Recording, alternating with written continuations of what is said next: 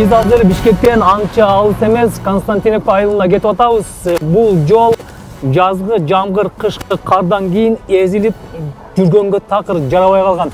Азыр бул жерден катуураак айдай турган болсоңуз, машинаңыздын дөңгөлөгү үзүлүп кетиши мүмкүн, же болбосо өзүңүздүн өпкөңүздү үзүп алышы мүмкүн.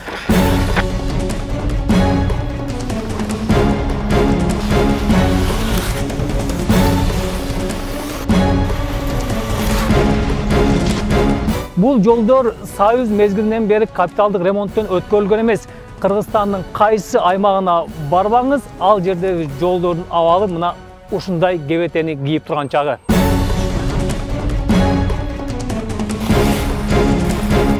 Константиновкадан өткөн бул жолдун жыртылбаган жери калган эмес. Айдоочулар бир чуңкурдан айланып өтсө, башкасына байкабай түшүп калып, унааларын талкалап алууда. Я вот здесь, наверное, я не знаю, ну каждую неделю, наверное, приходится резину менять. Кетесиң, яму поймаешь, все, кайрале жаңы дөңгөлөк алыш керек, ошондой эле болуп атат.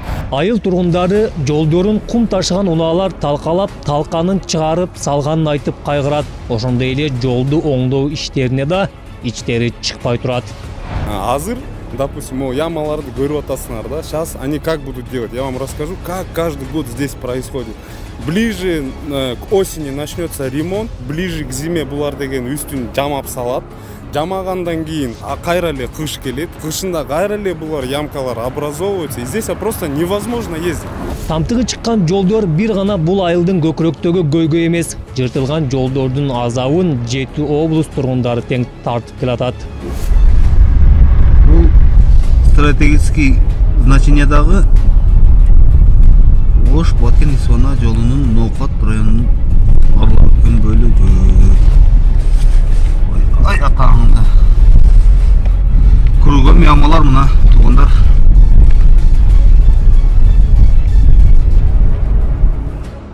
Видеодо Ноокаттын тургуну чуңкурдан чуңкурга түшүп, айла жок сөгүнүп алып, кайра тилин тиштеп, унаасына боор ачып, аргасыздан айдап баратат.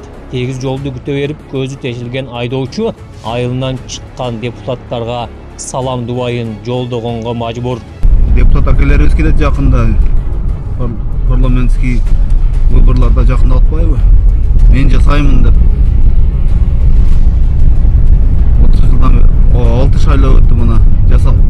Жасала берип, быйыл бузулушту баштады. Рахмат чоң акелер. Айдоочунун саламы чоң акелерине жетпедиби? Айтоор ушул жумада айылдыктар чогулуп алып, транспорт министрин сыйга чакырган акция өткөрдү.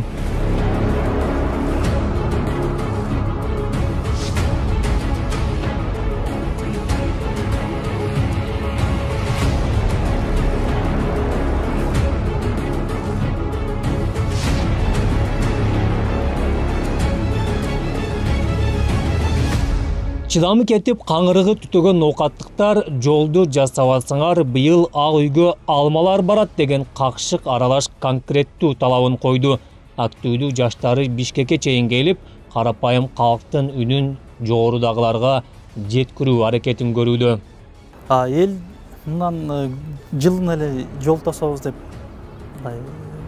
аракет жасайт да, жалы ак үйдүн алдына барып митинг өткөзөбүз деп, бирок депутаттар, ошол айыл райондун депутаттары элди мындай митингге чыкпоо жөнүндө үндөшөт да, же болбосо ар кандай шылтоолор менен элдин оозун жапканга аракет кылышат.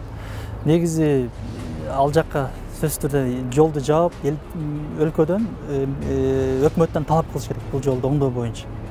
Медербек Саидов Ноокаттын бузулган жолунда бала чагы өткөнүн, буга чейин өзү баткак кечип, чаң жутуп чоңойгон болсо, эми балдары да ошол азапты тартып жатканын айтып капаланат.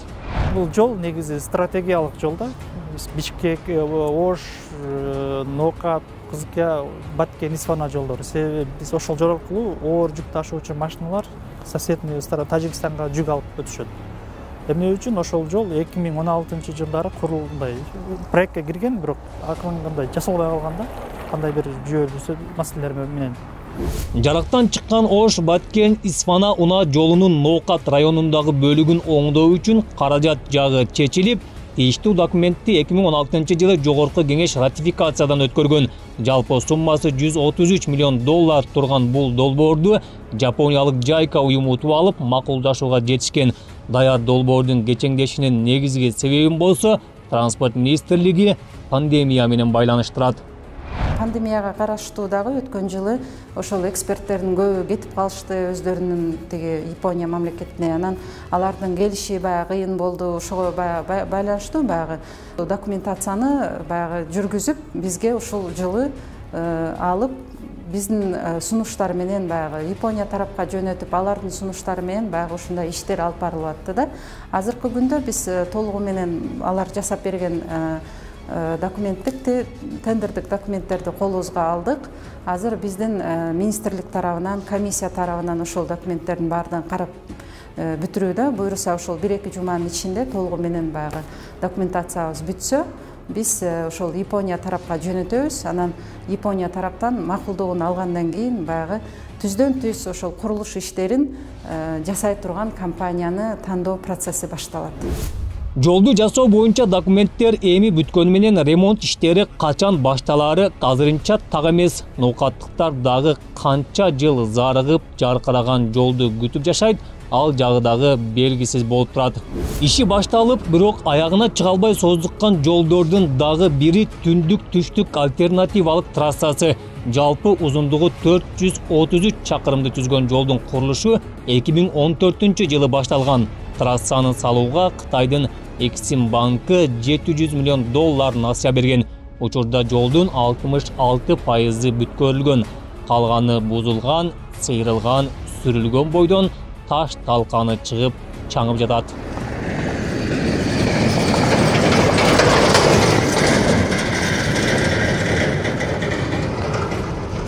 Жумгалдын жолу көйгөй аябай кыйын болуп атат, элдин көйгөй аябай эле. Кочкор менен Жумгалдын биздин Башкуганд айылынан башталат да. Ошондо чайек нар жактан 18 километр кетсе дагы 100 километрде ошонун баары ачылган, Кочкорго чейин бүт ачылган. Анан эмнеге ачып салышты же ачкандан кийин мындай иштетип койсо болмок да, кичине жок дегенде көпүрөлөрдү ачпай койсо болмок. Жумгалдык Сиягүл Сейиткулова бузулган жолдо кырсыктар көбөйүп, адам өмүрүнө коркунуч болуп жатканын айтып тынчсызданат. Чаңдан көрүнбөй кырсыктар болуп атат. Мына күзүндө биз ошо жеңил машинабыз менен эмеге баратып, бир Куранокканга баратып кырсыкка кабылдык. Дагы жакшы, биз өлбөй калдык. Машинабыз жарабай калды. Анан райондогу акимге да бардым. Эмне үчүн ушу суу сөйүлбөйт десем, биз карайбыз, суу сөйүп атабыз деп письменный мага жооп берип коюшту. Анан мен каяка барам, эч жака бара албайбыз да, биздин үнүбүздү ким угат? Жумгалдын асфальты сыйрылган жолун көмүр ташыган оор унаалар талкалап, чаңын асманга сапырып жатат. Жамгыр жааса баткак, күн кызылса чаңда калган азаптуу турмушту жергиликтүүлөр 3 жылдан бери көрүп келатат. Жумгал району 2021-жыл 19-апрель.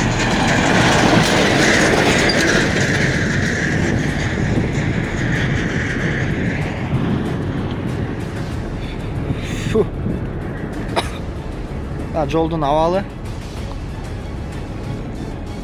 жер жумшарып атат. Нарындыктарды башталып, бирок иши создуккан жолдор жүдөтсө, чүйлүктөрдү жасалып бүтпөй эле четинен урап бараткан трассалар кыйнап келет. Кадрда сиз көрүп турган сүрөттөр Сокулук районундагы Бишкек-Кара-Балта жолу. Аталган жолдо 3 жылдан бери ремонт иштери жүрүп келет. Бирок аягына чыкканча жолдун баш тарабы чөгүп баратканын фото-видео кадрлардан көрүүгө болот.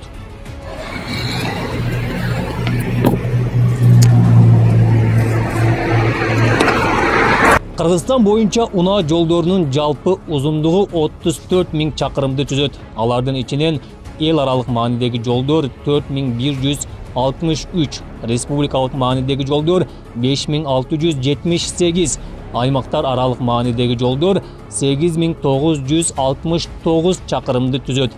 Ал эми аймактык транспорттук коридорлор болсо 2242 чакырым. Анын ичинен Бишкек-Ош 672, Бишкек-Георгиевка 16, Бишкек-Чалдыбар 31, Бишкек-Нарын-Торгарт 539, Бишкек-Чолпон-Ата-Каракол 400, Тараз-Талас Суусамыр 199, Ош Сарыташ Иркештам 258, Ош Испана 385, Сарыташ Карамык 142 чакырымды түзөт. Бүгүнкү күндө аймактык коридорлордун да абалына мышык ыйлайт. Айдоочулар кышкысын карга батып кыйналса, жазында чуңкур жыртыктарга түшүп, дөңгөлөктөрү 2 күндүн биринде айрылып калууда. Жаз келгенден бери эле ошо ойдон эле турат. Мына кечегиде чоңдор кетти. Чоңдор кеткенде кум менен толтуруп койду яманы. Чоңдор кайра келгенде кум жамгырдан келе бүттү. Андан эч ким карабайт. Авария создавать этет дейт. Авариянын баардыгы ошондон болуп атат. Ямадан качып бири-бирин сүзүштү. Бири болбосо балон жарып, жолдун чегине чыгып кетти.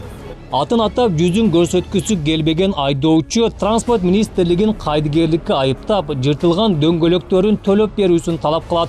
Таксиден тапканы ремонттун ашпай, унаалары шалактап калганын айтып кейит. Бардыгы яма болуп кеткен жолдор. Суусамырдын ичинде 20-30 менен жүрө турган жол болуп калды. Акчаны алгандан кийин караш керек да эми. 45 сом төлөп өттү аз аягына деле, биягына деле. Азыр өзүңөр деле барып көрсөңөр болот да, ала белмей Суусамырдычы. Токтоп өтөсүң, любой жерине барып токтоп өтөсүң да. Каттыраак адашып, күндөгүдөй мурунку скорость менен жолду билбей айдай турган болсоң, гарантия 2 баллонуңду жарасың да. Бир ямадан качсаң, экинчисине сөз түшөсүң. Жыртык тешик жамаганга жараксыз жолдор боюнча транспорт министрлиги эмне жумуш жасап жатканына кызыгып, бул боюнча жаңы келген министр Гүлмира Абдыралиеванын стратегиялык же күнүмдүк пландарын укканга аракет кылдык. Бирок министр иш ордунда жок болуп чыкты. Мекеменин маалымат кызматы ал ооруп, жумушту болсо орун басарлары жүргүзүп жатканын айтып берди. Жол боюнча суроолорубузга болсо, жоопту министрликтин жол башкармалыгынын жетекчисинен алганга аргасыз болдук. Ошо Бишкек ош жолунда, ошо Суусамыр өрөөнүндө азыркы учурда действительно баягы чоң ямалар чыгып, баягы ошол жерде жүргөн жүргүнчүлөрдү эме кылып атат.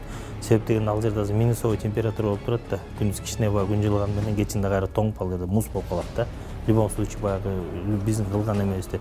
Биз эми убактылуу топурак төгүп дагы баягы анча-мынча баягы чоңураак ямаларды жаап ошол водительдер түшпөш үчүн эмебизди кылып атабыз. Бирок кайра эле жанагы күндүз кичине күн эригенде суу кирип эле балчактап келе кайра техника ал жерде интенсивность чоң да, кыймыл көп. Ошонун себебинен кайра баягы топуракты чачып салып атат да. Эми мына уже жаздын келиши менен уже бир шаякка деле ошо бир айда уже бир айга жетпейби, бир 15 күндөн кийин эсе температура ошо аба ырайы турукташып эме боло турган болсо биз ал жерде да жумуштарды баштайбыз да. Негизде транспорт министрлиги ири долбоорлор токтоп турган учурда ал жолдордун майда ремонт иштерин ай сайын жасап турушу керек. Министрлик аймактардагы жолдорду оңдоп жетише албай жатканын белгилеп, аны акча каражаттын тартыштыгы менен байланыштырат. Былтыр пандемияга байланыштуу биздин бюджет ошол 70%га кыскарып кеткен. Быйыл деле ошол баягы кырдаал кайталанууда. Себептен ошол эле биздин былтыркы пандемияга байланыштуу кыскарган бюджет быйыл деле ошол боюнча бекилген.